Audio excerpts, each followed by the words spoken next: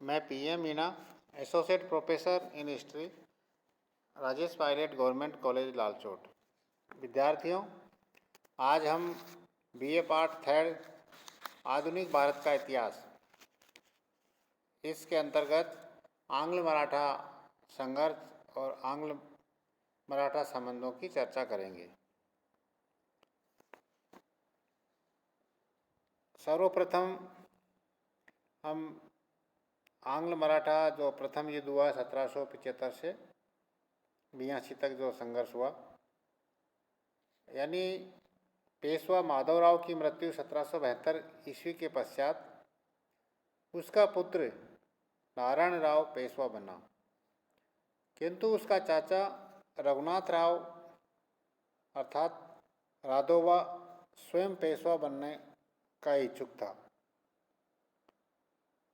1773 ईस्वी में नारायण रघुनाथ राव ने नारायण राव की हत्या कर दी और स्वयं पेशवा बनने का प्रयत्न किया, किंतु इसी समय नारायण राव की विधवा पत्नी के एक पुत्र माधव राव नारायण पैदा हुआ और मराठा दरबार के जो सरदारों की ये राय थी और उन्होंने नाना फडणवीस के नेतृत्व में अल्पायु माधव राव नारायण को पेशवा स्वीकार कर लिया और इससे हताश होकर रघुनाथ राव ने पेशवा बनने के लिए अंग्रेजों से सहायता मांगी। यानी जब रघुनाथ राव ने नारायण राव की हत्या कर दी और हत्या करने के बाद में जब उसकी इच्छा थी कि इसके बाद मेरा ही नंबर आएगा, क्योंकि तब तक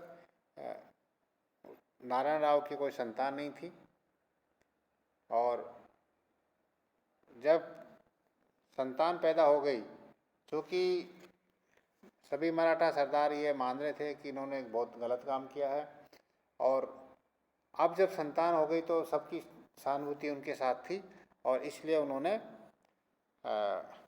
उनके पुत्र को पेशवा बना दिया। और जब देखा रघुनाथ राव ने कि मेरे को ये पद नहीं मिल रहा है, तो वो अंग्रेज़ों की शरण में चला गया और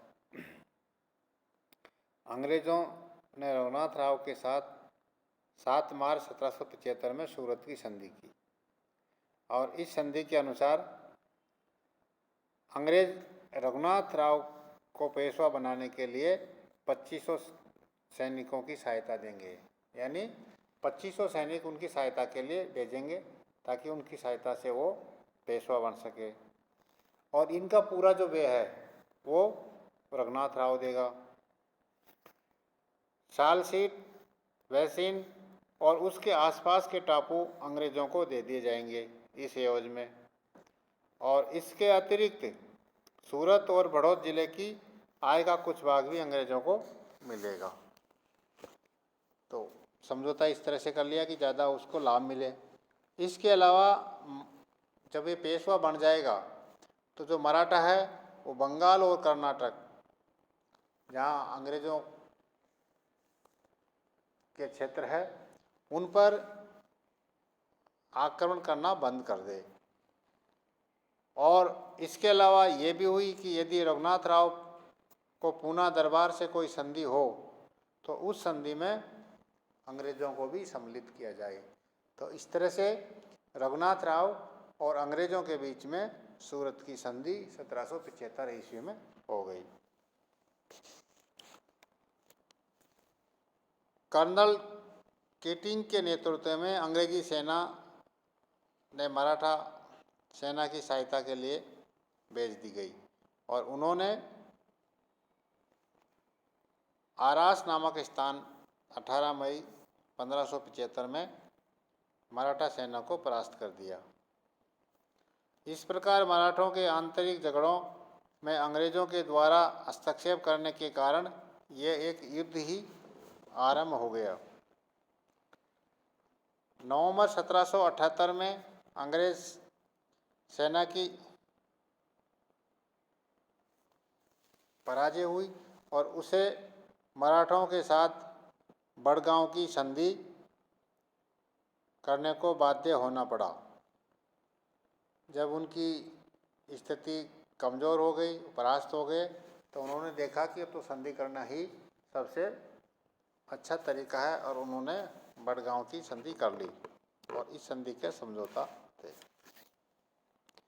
पहला, अंग्रेजों ने जो 1773 ईस्वी के पश्चात जीते हुए सभी प्रदेश मराठों को लौटाना स्वीकार कर लिया बड़गांव संधि के तहत, और जो बंगाल से आने वाली सेना थी उस पर भी उन्होंने रोक देने का वायदा किया। अंग्रेजों ने सिंधिया को बढ़ोतरी की आई और उसका कुछ भाग देने का वादा किया। तो इस तरह से बड़गांव की संधि अंग्रेजों ने अपनी पराजय के बाद में मराठों के साथ की। लेकिन जो अंग्रेज सैनिक पति था वारेन हेस्टिंग ने बड़गांव की संधि को मानने से इनकार कर दिया और उन्होंने गोदाई के नेतृत्व में एक शक्तिशाली सेना तुरंत बंगाल से भेज दी। यानी जो गवर्नर जनरल था वारेन हेस्टिंग, उन्होंने जो बड़गांव की संधि की थी उस संधि को मानने से इनकार कर दिया, जिसमें अंग्रेज़ों की पराजय हुई थी और अंग्रेज़ों और मराठों के बीच में जो संधि हुई थी वो अंग्रेज़ों के पक्ष में नहीं थी और इससे अंग्रेज़ों को नुकसान हो रहा था। इस कारण से उन्होंने संधि को मानने से इनकार कर दिया और एक नई सेना गोदाई के नेतृत्व में भेज दी और उसने मध्य भारत को पार करते हुए फरवरी 1780 में अहमदाबाद पर और दिसंबर 1780 में ही वैसीन पर अधिकार कर लिया। यानी जो गोदाई के नेतृत्व में जो सेना थी उन्होंने मध्य भारत के दो जो महत्वपूर्ण स्थान हैं उन पर उनका अधिकार हो गया। दूसरी ओर अंग्रेजी सेना ने अगस्त 1780 में ग्वालियर पर अधिकार कर लिया और इसमें सिंधिया की पराजय हो गई। इस पराजय के बाद अंग्रेजों और मराठों के बीच में संधि हुई जिसे हम सालबाई की संधि के नाम से जानते हैं, जो 1782 ईस्वी में हुई। यानी ग्वालियर की जो पराजय थी सिंधिया की, उसके बाद में इन्होंने देखा कि अब संधि करना ही ज़्यादा मुनासिब है, तो इसीलिए उन्होंने इनके साथ सालबाई की संधि 1782 में कर ली गई और इसके साथ ही मराठा जो प्रथम आंग्ल मराठा युद्ध था वो समाप्त भी हो गया। इस संधि की जो शर्तें थी सालबाई की संधि, इसमें पहली तो ये थी कि सालसीट का जो क्षेत्र है वो पूरा पूरा अंग्रेज़ों को प्राप्त हो गया।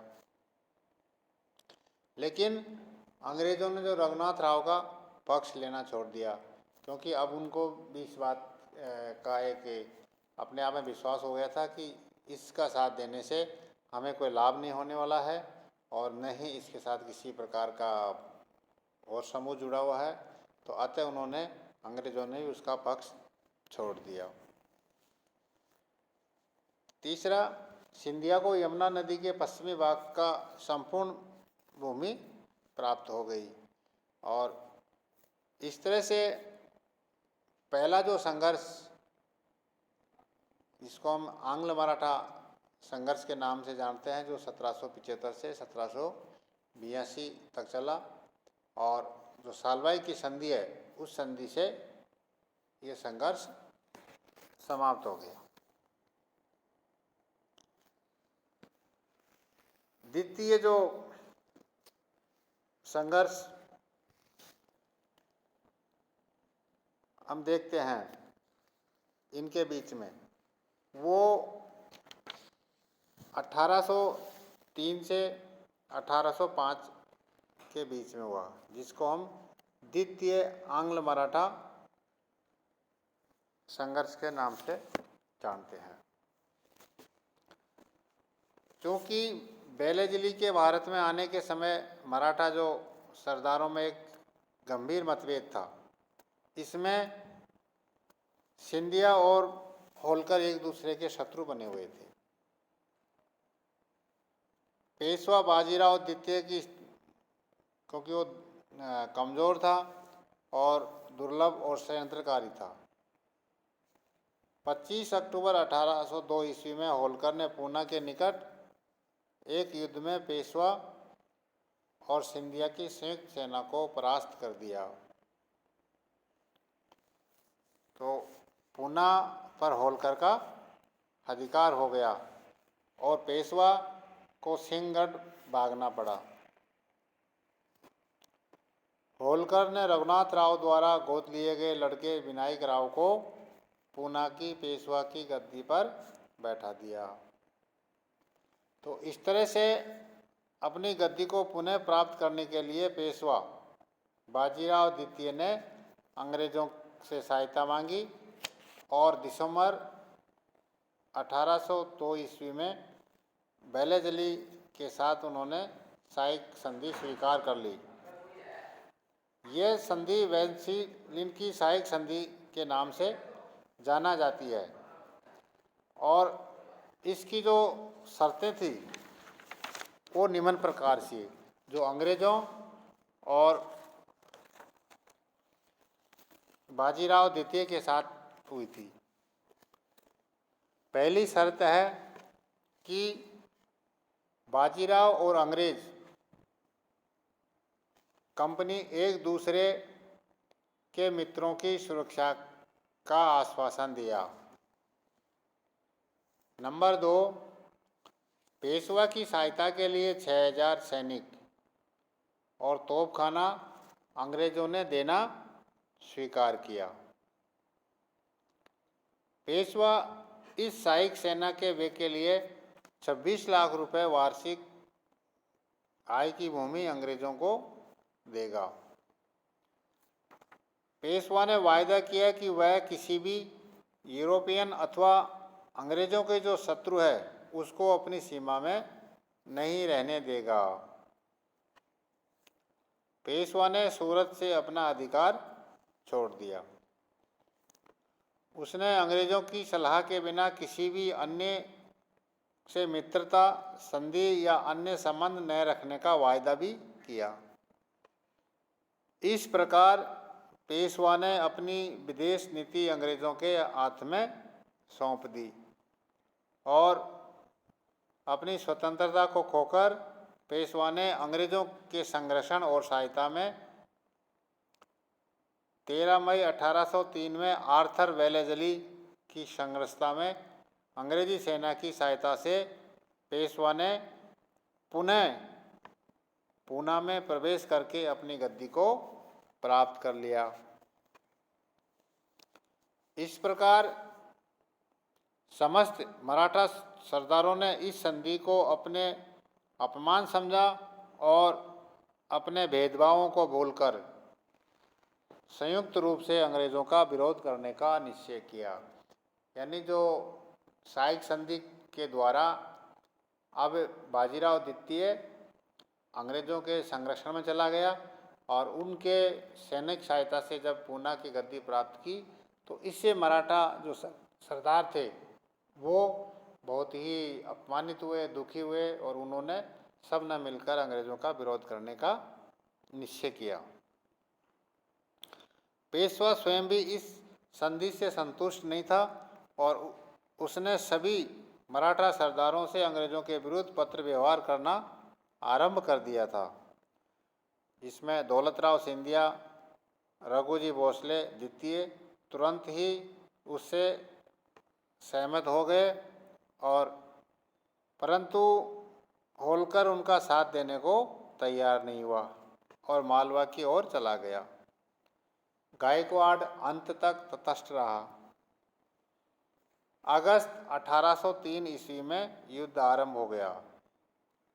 12 अगस्त 1803 में आर्थर वेलेज़ली ने अहमदनगर पर अधिकार कर लिया और 23 सितंबर को असाई के युद्ध में सिंधिया और भोसले की सम्मिलित सेना को परास्त कर दिया।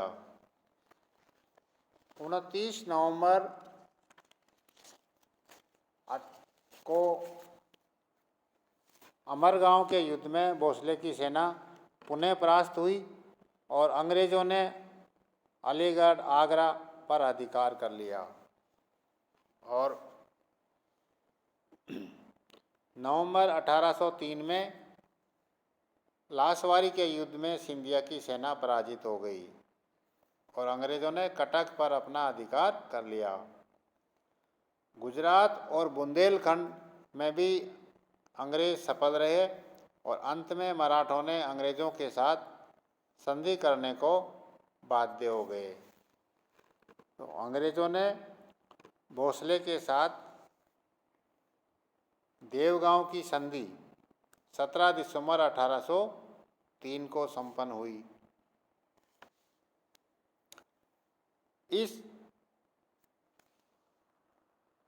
संधि के द्वारा कटक, बालासोर और वर्धा नदी के पश्चिमी का संपूर्ण भूभाग अंग्रेज़ों को सौंप दिया। भोसले अंग्रेज़ों के शत्रुओं को आश्रय नहीं देंगे। अपनी राजधानी नागपुर में एक अंग्रेज रेजिमेंट रखना स्वीकार किया और भोसले ने वैसिन की सहायक संधि को स्वीकार कर लिया।